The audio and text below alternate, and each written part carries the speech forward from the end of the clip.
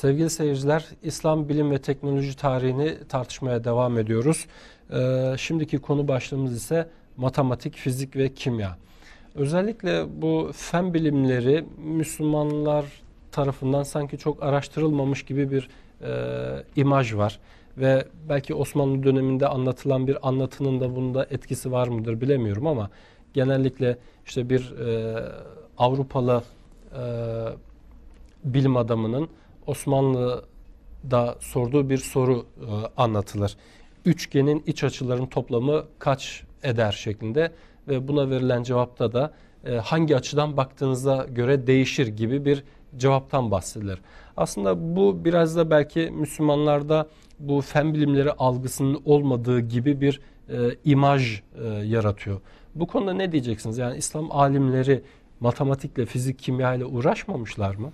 Evet, özellikle matematik konusunda Müslüman bilim adamlarının çok önemli katkıları var.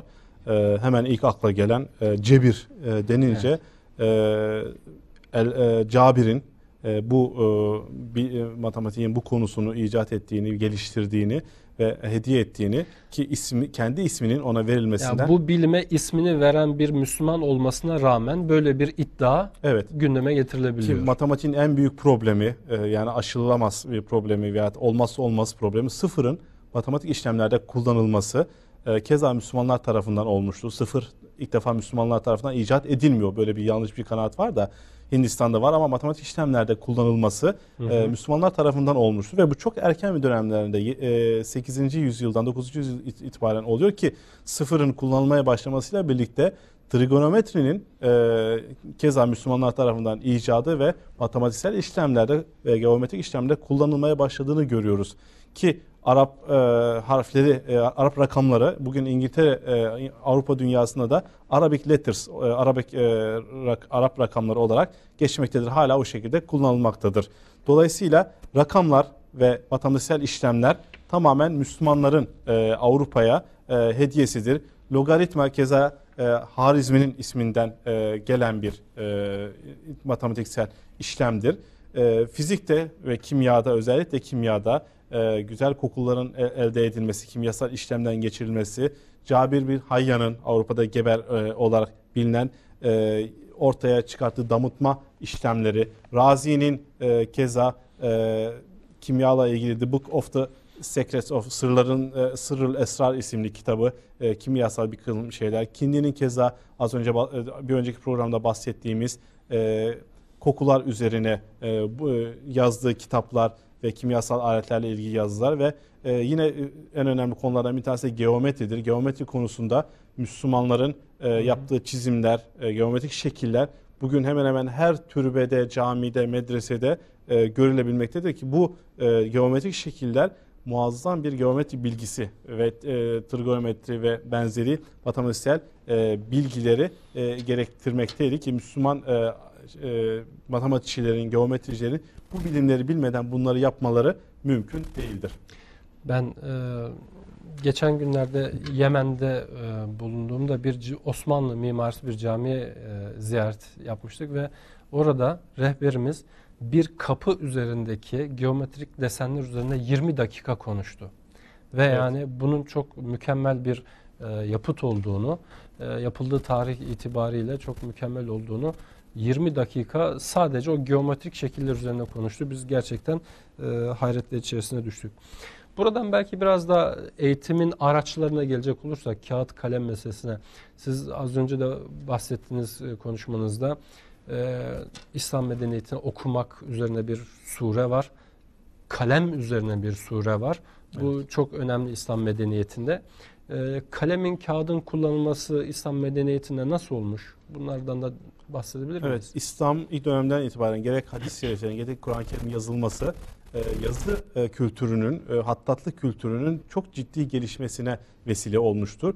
Tabii yazma işlemi kağıt ihtiyacını doğuruyor. Kağıt Çin'de icat edilmesine rağmen çok fonksiyonel ve geniş olarak kullanılmıyor.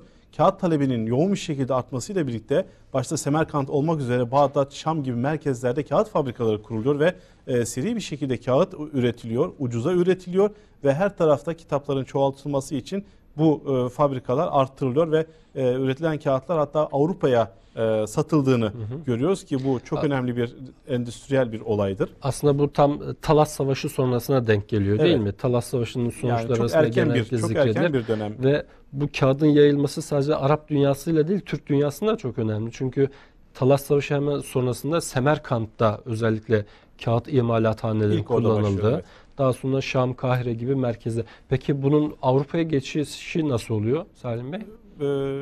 Pek çok şey gibi bu da yine Avrupa Haçlı seferleri dolayısıyla kağıdı tanıyorlar ve ilk olarak İtalya'daki şehirlerde Müslümanlardan öğrendiği kağıt yapma stilini, ki pek çoğu kuranlar Müslümanlar ve öğrenip gelenler Avrupalılar Müslümanlardan gördüğü şeyi aynen uyguluyorlar. Keza İspanya üzerinden de Avrupa'ya geçtiğini görüyoruz.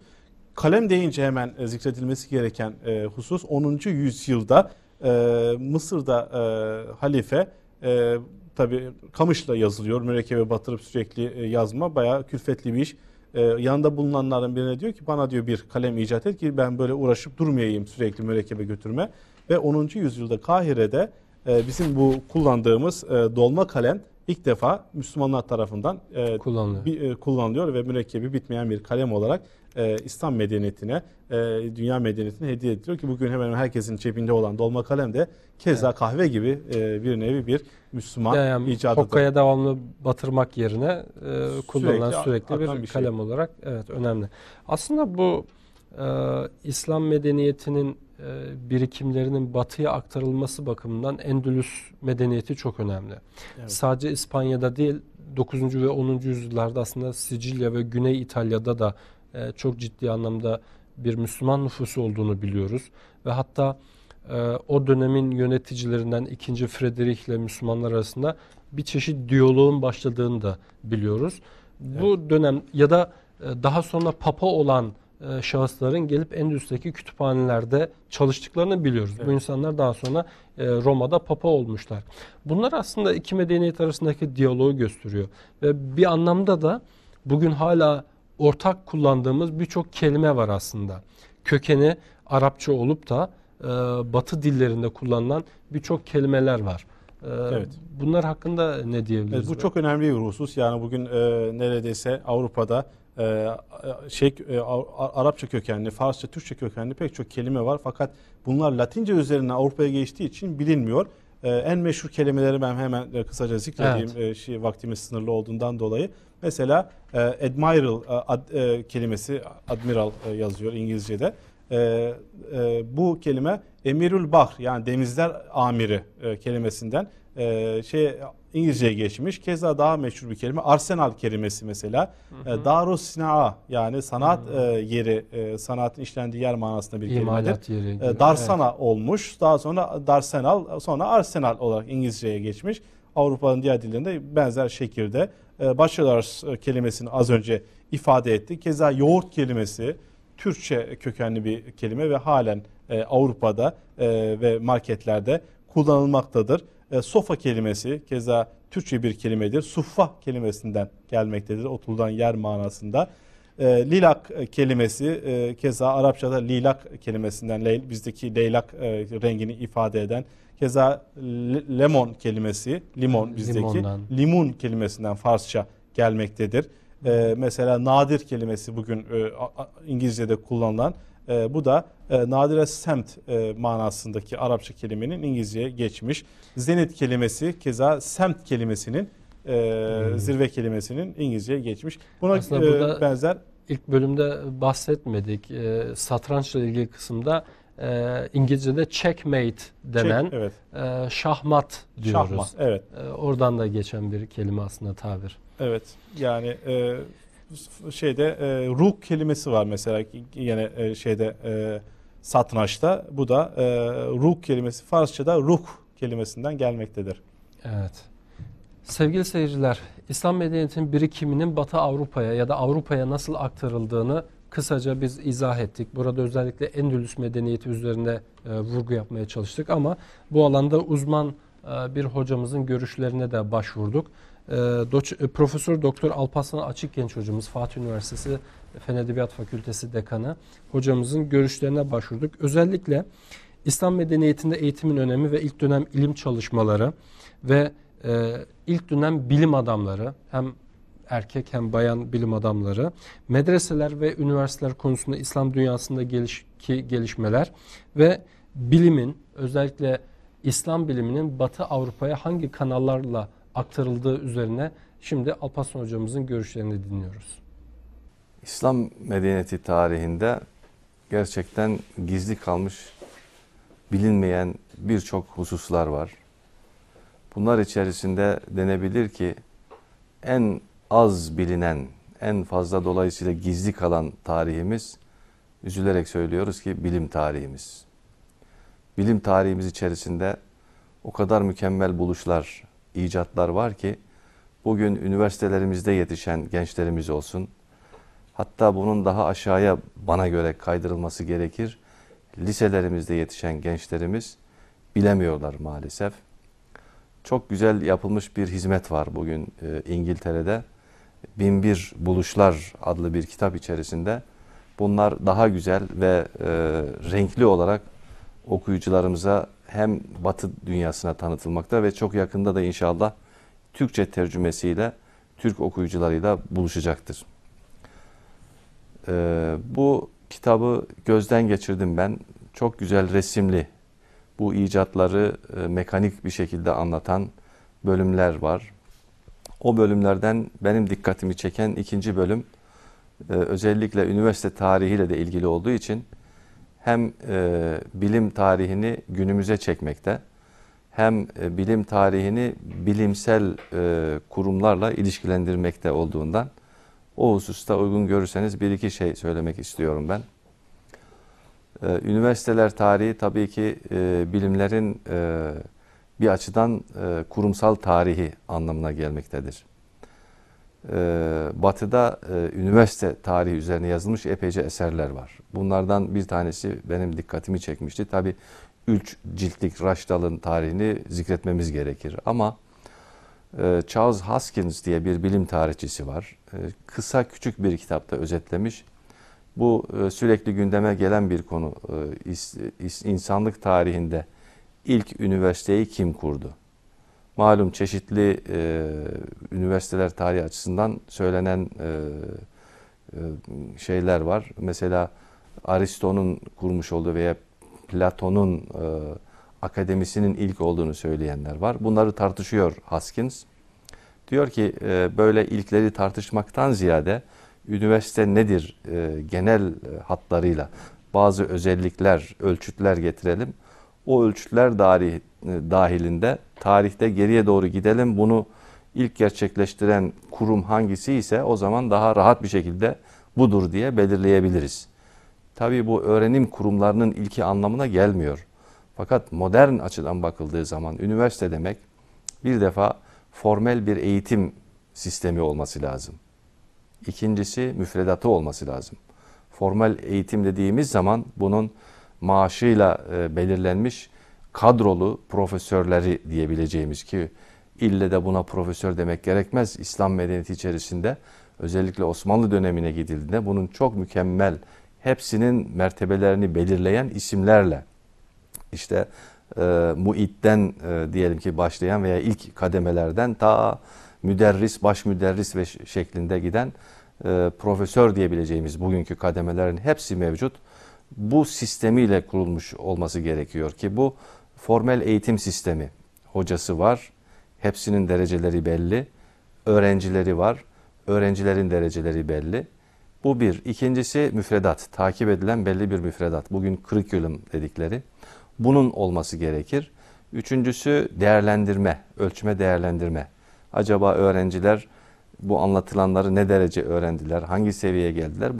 Bunların belirlenmesi ve neticede başarıyı gösteren bir diploma verilmesi şeklinde ele alındığında bu kriterleri sağlayan ilk üniversitenin Nizamiye medreseleri olduğunu belirtiyor kendisi. Ve Bağdat'ta malum 11. yüzyılın sonlarına doğru Selçuklu Sultanı Alparslan tarafından kurulmuş medrese olduğunu söylüyor ve daha sonra bunun kampüslerinin değişik şehirlerde kurulduğunu ve aynı sistemi geliştirdiğini belirtiyor ki bu da özellikle Amerika'daki eyalet üniversitelerindeki aynı sistem, kampüs sisteminin değişik şekillerde bir üniversitenin 10-15 kampüsü olabiliyor bazen. O açıdan diyor ki formel bu ölçütler dahilinde bakıldığında İslam dünyasında modern anlamda ilk üniversitenin kurulduğunu görmekteyiz. Tabii bu pat diye birden kurulmuş gelmiş bir şey değil. Bu bir tarihi süreçten geçerek gelmiştir bu duruma. Ta İslam'ın ilk günlerinden Peygamberimizin bir camileri eğitim öğretim kurumuna değiştirmesinden ve o mükemmellik içerisinde ilk hocalar talebelerini yetiştiriyorlar. Onlar öğrendiklerini alıp başka bir yere gidip aynı şekilde bir halka oluşturup o halka etrafında fikirlerini söylemeye çalışıyor, derslerini vermeye çalışıyor. Bu büyüye büyüye zamanla ihtiyaçlar artıp artık cami değil, caminin dışında özel öğrenim kurumu olan bizzat müesseselerin kurulması gerektiği gündeme geldikten sonra Abbasiler döneminde yine çok güzel eğitim kurumları kuruluyor. Fakat bu gelişmeler işte Nizamiye medreseleriyle son buluyor. Yani modern üniversitenin bir açıdan başlangıcı olmuş oluyor. Buralarda birçok bilim adamları yetişmiştir. Bu bilim adamları çeşitli icatlar, keşifler, buluşlar, hatta bunlar sadece bizde bağlı kalmıyor. Tabii ki İslam dünyasının her tarafına yayılıyor aynı zamanda. Üniversitelerin çok önemli bir görevi var. Üniversiteler sadece bilgi üretmekle kalmıyor. O bilgiyi toplumun her kesimine yaymaya vesile olmuş oluyor. Neden derseniz bir üniversite mezunu bir kimse sadece öğrenci yetiştirmez, aynı zamanda kendi toplumu içerisine girdiği zaman orada bir aydın zümre oluşturur. Mesela edebi eserler yazar veya kendisi sanatçı ise üniversitede öğrendiklerini sanatında göstermeye çalışır. Bir mimar ise yine eserlerinde bunu sergiler. Bir aydınlar zümresini oluşturuyor yani üniversiteler. Bu aydınlar zümresi o bilgileri üniversitede elde edilmiş olan yüksek düzey bilimsel bilgileri bu şekilde kendi eserlerinde bir açıdan somutlaştırmış oluyorlar. Ve tabii ki halk tabakaları geniş kitlelerde onlardan bunları öğrenmiş oluyor ve bu bilginin bir yayılma mekanizması üniversiteler tarafından kurulmuş oluyor toplumda. Bu şekilde üniversiteler bilim adamları yetiştirmiş oluyor, aydınlar yetiştirmiş oluyor ve toplumun her kesimine buradan yayılıyor. İslam medeniyeti tarihinde yetişmiş olan bilim adamlarını biraz ele alıp değerlendirebiliriz ayrıca. Tabii çeşitli bilim dallarında yetişmiş çok büyük bilim adamları var. En basitinden mesela bugün pek önem vermediğimiz sosyal alanlardan başlayacak olursak, mesela bir Taberi daha İslam'ın 3. yüzyılında dünya tarihi yazıyor. Malum Taberi tarihi. Ve Rosenthal, Franz Rosenthal diye bir müsteşrik bu kitabın bazı bölümlerini İngilizceye tercüme ediyor. Sonra bir heyet kurulup tümünü çevirmeye çalışıyorlar. Bugün 30-35-40'a ulaşmış olabilir. Bitirmeye çalışıyorlar tümünün tercümesini İngilizce olarak. Onun girişinde bir cümle dikkatimi çekmişti benim. Rosenthal diyor ki Taberi için insanlık tarihinin en büyük tarihçisi. İnsanlık tarihinin. Yani İslam tarihinin değil. Bu müthiş bir şey. Yani burada bu söylenen. Bunları birçok bilim adamlarımız için görebiliriz. Ben başka bir örnek vereyim isterseniz. Mesela Nicholson İslam felsefesi tarihçisidir. Yine bu müsteşriklerden. Mevlana'dan malum Mesnevi'yi tercüme etmiştir. İngilizceye çok güzel tercümeleri var. Tasavvuf çalışmıştır. İbn Arabi için onun söylediği bir söz yine çok dikkatimi çekmiştir benim. O da diyor ki insanlık tarihinin en büyük mistik filozofu. Çok ilginç bir şey. Biz bunları kendi tarihimiz içerisinde değerlendirirken diyoruz ki en büyük filozofumuz mistik filozof. Halbuki o diyor ki hayır, insanlık tarihinin en büyük mistik filozofu. Bunları yine Batılıların yani takdirleri açısından eğer ele alacak olursak tabii ki biz bunları elbette ki takdir edeceğiz. Çünkü bunlar kendi bilim adamlarımız. Bir İbn Sina'yı ele aldığınızda dünya tıp tarihini adeta 19. yüzyılın ortalarına kadar kontrolünde tutmuş birisi. Yani bu ne demektir? Tek insanlık tarihinin tıp uzmanı neredeyse. O zamanlara kadar, ki bu aşağı yukarı 700 yıl demektir. Küçümsenecek bir rakam değil. Tabii ki İbn Sina sadece bunlardan bir tanesi. Onun gibi daha birçok, mesela Zekeriya el-Razi gibi bizim tıpçılarımız var ki bunların birçoğunun eserleri Latinceye çevrilmiş ve Batı dünyasını çok büyük şekilde etkilemiştir, tıp dünyasını. Tıp dünyası tamamen Müslümanların kontrolü altına geçmiş. Yine aynı şekilde astronomiye geldiğimiz zaman, fiziğe geçildiği zaman, kimya, dinler tarihi, ki burada sayacağımız yüzlerce, ve matematikte işte Harizmi'den tutun da daha sonraki Osmanlı döneminin çok büyük matematikçilerine kadar, yani Gelenbevi'ye kadar gelen bir süreç içerisinde yetişmiş çok büyük bilim adamları var. Bunlar sadece İslam bilim tarihi içerisinde değil, dünya bilim tarihi içerisine girmiş olan büyük düşünürler ve bilim adamlarıdır. Bunun yanında benim dikkatimi çeken başka bir husus var. Bunu özellikle belirtmek istiyorum ben. İslam bilim tarihi içerisinde bayan bilim adamları yetişmiştir. Bu bayanlar içerisinde mesela yine üniversiteyle ilişkili olarak söyleyecek olursak Fatima el-Fihri diye bir faslı, bugün Fas sınırları içerisinde kalan Fez'de üniversite kurmuş mesela. Ki bu 9. yüzyıl. 9. yüzyıl çok erken bir dönemdir İslam tarihi için. İslam tarihinin daha başlangıç yüzyılları.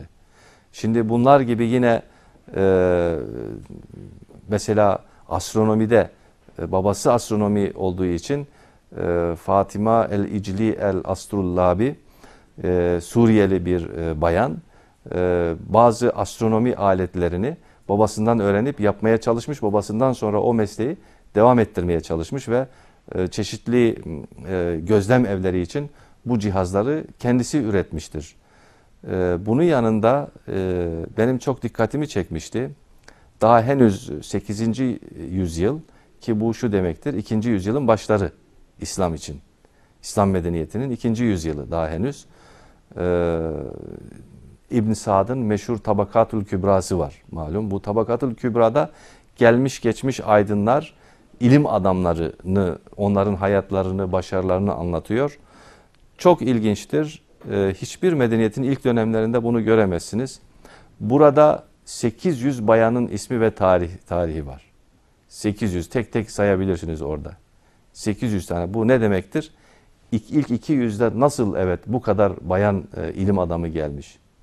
Tek tek bunlar sayılıyor ki mesela Peygamber Efendimizin hanımlarından Hazreti Ayşe onların bir açıdan piri durumunda. Çünkü gerçekten gerek fıkıhta olsun, gerek tarihin başlangıcı sayılan bugün hadis ilminin en önemli üstadlarından. Yani dolayısıyla bir açıdan bayanlarda da böyle bir durum gözlemliyoruz İslam medeniyeti içerisinde. Burada tabii beni sevindiren bir durum var. Bu bütün anlattıklarımız çok mükemmel ve sistemli bir şekilde bu kitapta ele alınmış. Bunlar hakkında bilgiler, mümkün olduğu kadar gravürler, resimler, minyatürler neler varsa hepsi toplanmış. Çok mükemmel bir baskıyla burada sergilenmiş. Mesela en sonuna baktığınız zaman terimler, üniversiteler, ondan sonra çeşitli şehirler, şehircilik yine İslam medeniyeti içerisinde, bilim adamları ve beni sevindiren başka bir durum var. Maalesef İslam dünyasında sanki bilim tarihi İslam'ın ilk yüzyıllarından başlamış, 14. 15. yüzyıllarda sona ermiş gibi bir durum görüyor idik biz. Yani sanki Osmanlı dönemi çok güzel böyle bir bıçakla kesilip ayrılmış. Yok gibi. Bu kitap bu dönemi tamamıyla içerisine almış. İslam tarihini bir bütün olarak başlangıcından günümüze kadar neler yapılmış ise ve Osmanlı dönemine de çok güzel atıflarda bulunulmuş. Osmanlı döneminin bilim adamları, bilim hanımları, bilimsel icatları neler ise bunlar hepsi de çok mükemmel bir şekilde kitapta sergilenilmeye çalışılmış. Elbette ki böylesine küçük bir kitapta koskoca 1500 yıllık bir medeniyetin tüm yönlerini anlatmak mümkün değil. Dolayısıyla bu bize bir başlangıç, çok güzel kaynakça temin etmiş aynı zamanda. Kitabın sonunda hangi konuda olursa olsun o konuda nereye bakılıp daha fazla bilgi elde edinilmesi isteniyor ise bunlar da çok mükemmel bir şekilde kitap içerisine konulmuştur.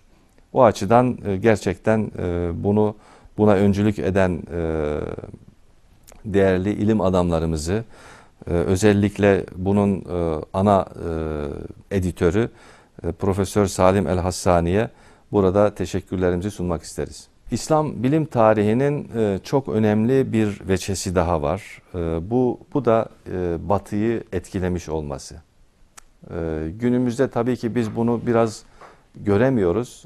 Hatta Batı'da çoğu zaman biz zannederdik ki bilim işte başlamış, devam ediyor. Sanki Müslümanlar o sürece katılmış gibi. Halbuki öyle değil durum.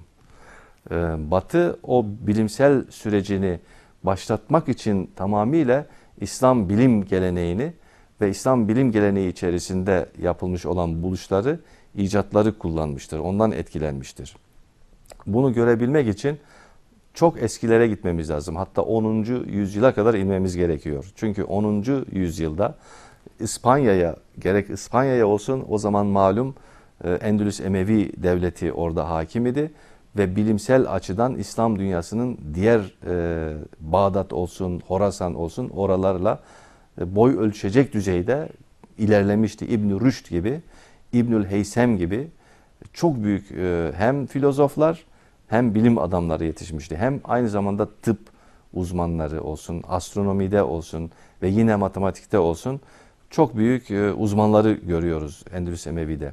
Batılılar genellikle buraya geliyorlar idi. Endülüs Emevi Devleti'nde çok müthiş bir çok kültürlülük, hoşgörü ortamı, özgürlük hakim idi.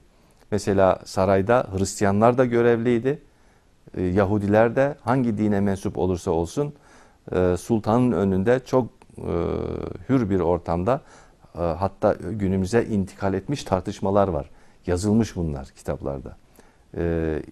O İslam'ı savunmuş, başkası Hristiyanlığı savunmuş, başka biri Museviliği savunmuş. Bunlar tartışılabilmiş ve hiçbir kimseye dokunulmamış. Dolayısıyla bilimsel çalışmalara aynen iştirak etmişler. Mesela Musa İbn el-Meymun kendi meşhur kitabını İbranice yazmış olmasına rağmen Arap harfleriyle yazmıştır. Veya Arapça yazıyor, İbrani harflerini kullanıyor. Çok ilginç bir şey.